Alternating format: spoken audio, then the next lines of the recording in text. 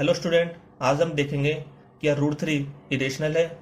तो चलिए हम इसे लेकर चलते हैं और क्या मानते हैं कि let us assume to the contrary that root three is rational. तो रूट थ्री को इरेशनल प्रूफ करने के लिए हम क्या करते हैं, रूट थ्री को रेशनल लेकर चलते हैं। अगर ये रेशनल है तो हम इसे किस फॉर्म में लिख सकते हैं, ए अपॉन बी की फॉर्म में लिख सकते हैं, जहाँ पर बी क्या है, नॉन जीरो है।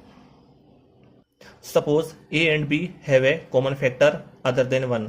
यदि A upon B coprime नहीं है तो उनका फैक्टर क्या होगा, एक के अलावा भी होगा। Then we can divide by the common factor. तो हम क्या करेंगे, कॉमन फैक्टर के द्वारा उसे डिवाइड करेंगे and assume that A and B are coprime. और फिर क्या मानेंगे, ए एंड बी को को प्राइम मानेंगे। तो मैंने क्या किया, ए अपॉन बी को क्या माना, को प्राइम माना है। तो रूट थ्री भी इक्वल टू ए, बी के साथ मैंने किससे मल्टीप्लाई कर दिया, रूट थ्री को। और कैसे लिखा, रूट थ्री भी इक्वल टू ए। दोनों साइड स्क्वायर किया तो क्या आया, three B square equal to A square. और थ्योरम 1.3 का हमने इसमें क्या किया, यूज कर दिया। और क्या आया, A divisible by three. A square किससे डिविजिबल है, थ्री से। इसी प्रकार ए भी किससे डिविजिबल है, बाई थ्री, यानी कि तीन से भी है। तो यदि ए है वो थ्री से डिवाइड होता है तो इसी को मैंने कैसे लिख दिया है, ए अपॉन थ्री इक्वल टू सी। तो ए इक्वल टू थ्री सी। और इसी की इक्वेशन टू की वैल्यू हमने किस में रख दी, इक्वेशन वन में रख दी। और क्या है हमारे पास, three B square equal to nine C square आया। नाइन को थ्री से डिवाइड करेंगे तो क्या आएगा, B square equal to three C square आया।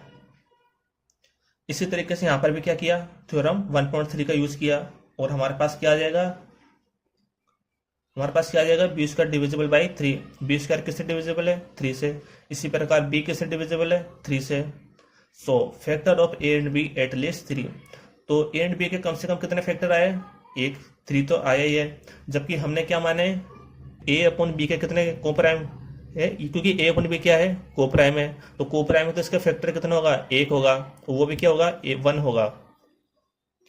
But this contradict that A and B have no common factor other than one। सही है बिल्कुल। ये हमारे पास क्यों कॉन्ट्राडिक्शन आया, क्योंकि हमने क्या माना है, ए अपन बी को प्राइम है।